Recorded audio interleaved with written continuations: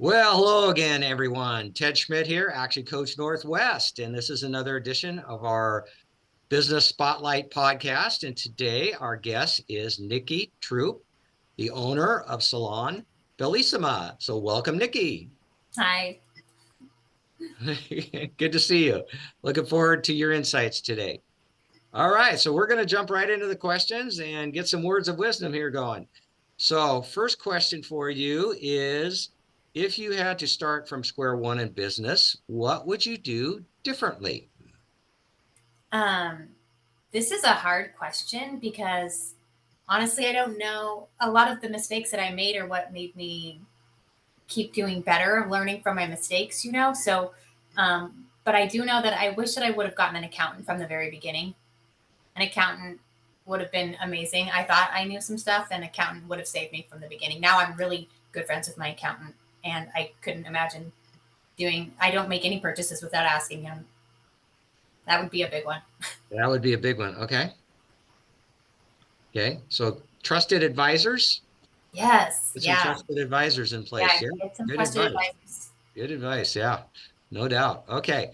Next question. What have your biggest learnings been as an employer since you began in business? Um, I would say learning that having employees is hard. Yeah. I'm usually just looking out for myself or my kids, but having employees is hard. Um, and remembering everybody is out for themselves. Everybody has to take care of themselves.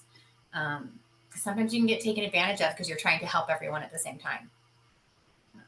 Yeah. Interesting. Do Yeah. you feel like, have you learned some lessons about being taken advantage of over the years? Oh, I don't probably. I'm sure. I've just learned that, like, yeah, having a backbone, people can, yeah, I guess I've been taken advantage of a few times, but that's how you learn. That's how I put up the boundaries that I have now and having systems in place about everything that we do, you know?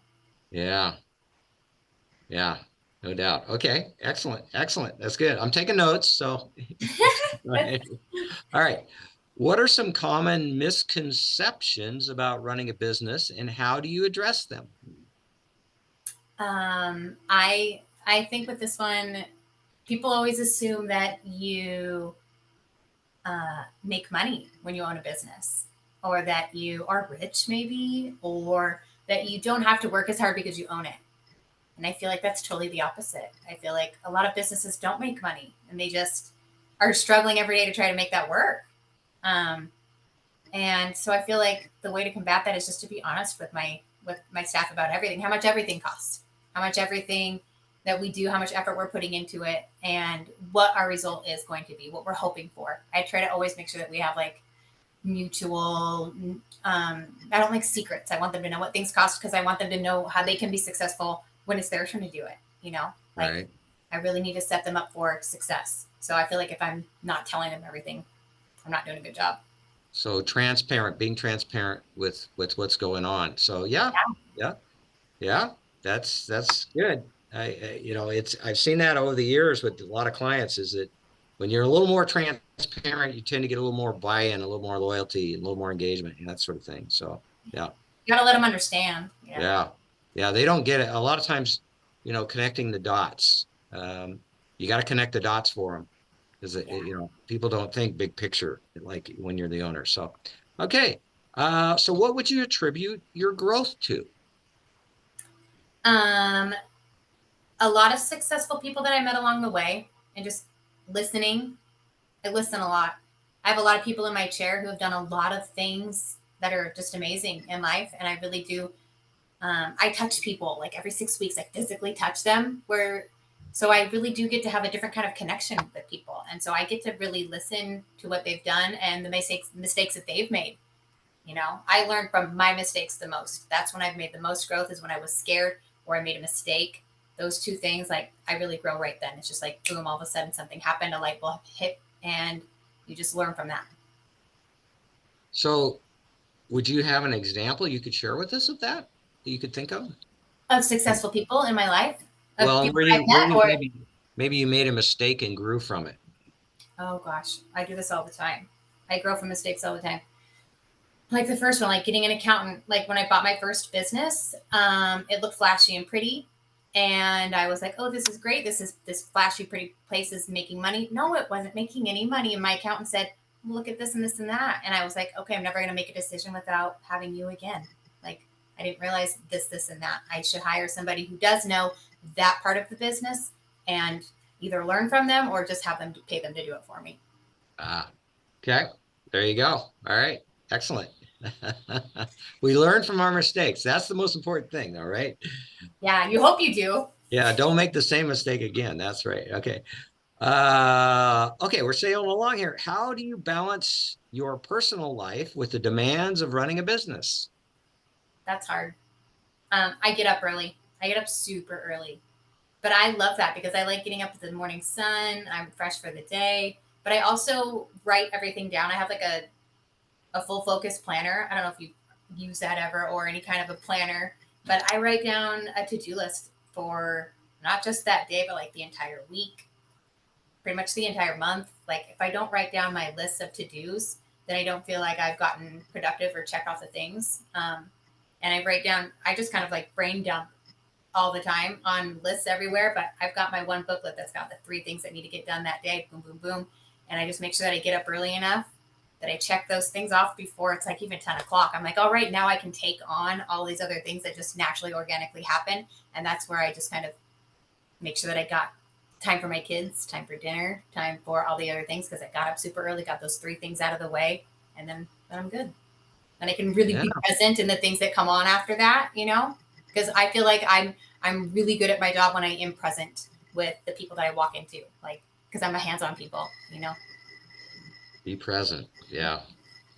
I see that a lot where, you're doing something, you're maybe there, but you're not present, you're physically there, but you're not present. And yeah, your head's in your laptop or whatever. So, Yeah, so get up okay. early.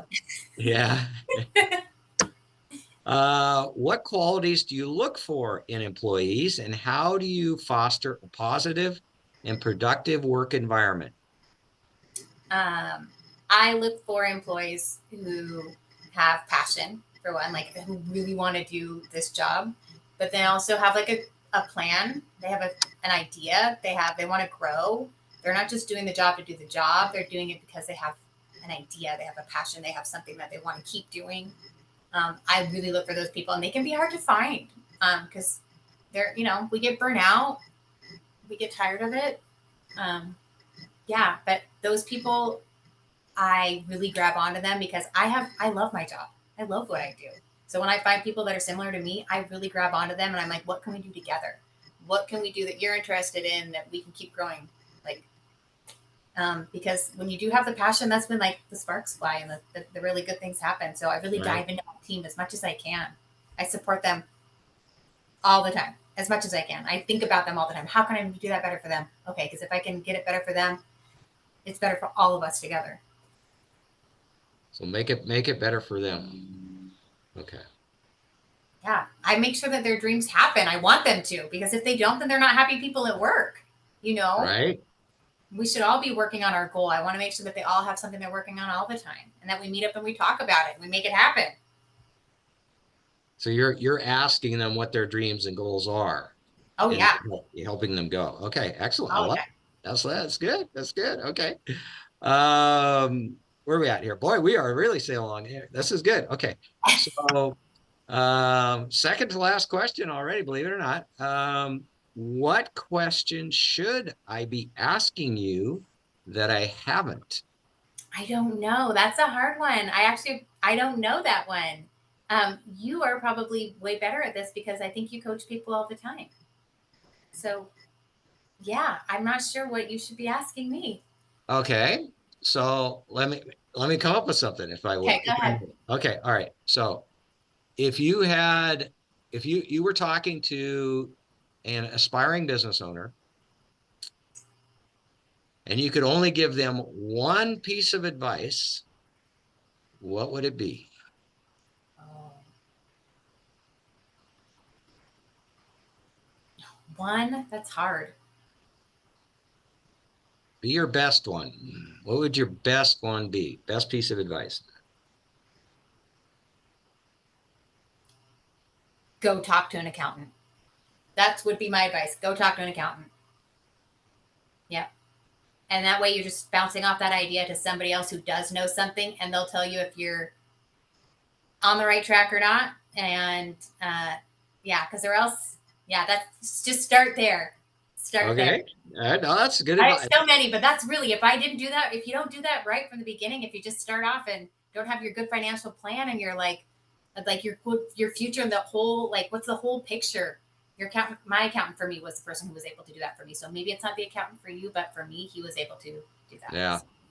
Yeah. You know, and I may put a caveat on, talk to a good accountant. Yes, one that knows your needs, your goals, Right. who Right. you're. Yeah. Mm-hmm. Yeah. No, that's good. That's good. That's good. You know, you just, yeah, um, I'm a really big advocate of having a really good relationship with a CPA or an accountant as a business owner. I think it's so critical, and I see a lot of business owners that don't have that, and it creates problems. It really does. So you're 100% right.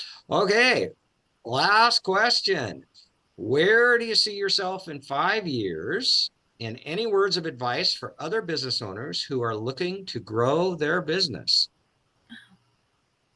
I don't know where I'll be at in 5 years because things change so much. It's so, I like to just kind of live with like what's happening in the moment and how things are just organically happening. So I don't really know, but I could see myself maybe owning a couple more salons in the future, maybe different versions of salons, but also not just my salons, but like growing people who work for me so that they can do the same thing also.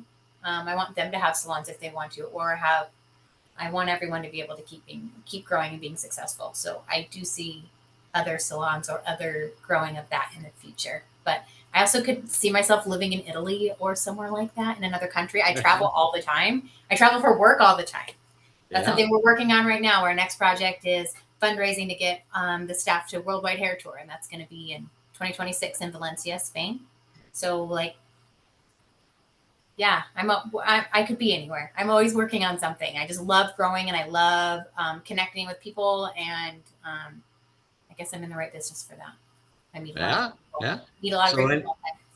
any advice for somebody's trying to grow their business Find good people. other than Find get an your accountant? people. Like the accountant, but like find Yeah. your people. Yeah, find your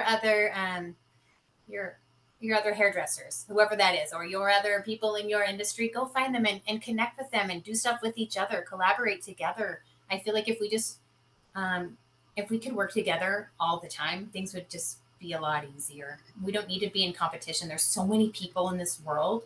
You just have to find your people who appreciate you for what you're able to give them.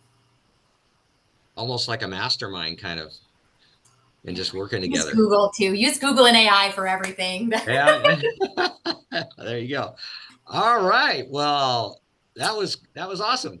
Very concise. Got to the point. That's good. That's good. So, well, thank you to Nicci Troupe, the owner of Salon Bellissima, Thank you, and Ted. great job. Has some great insights for us today.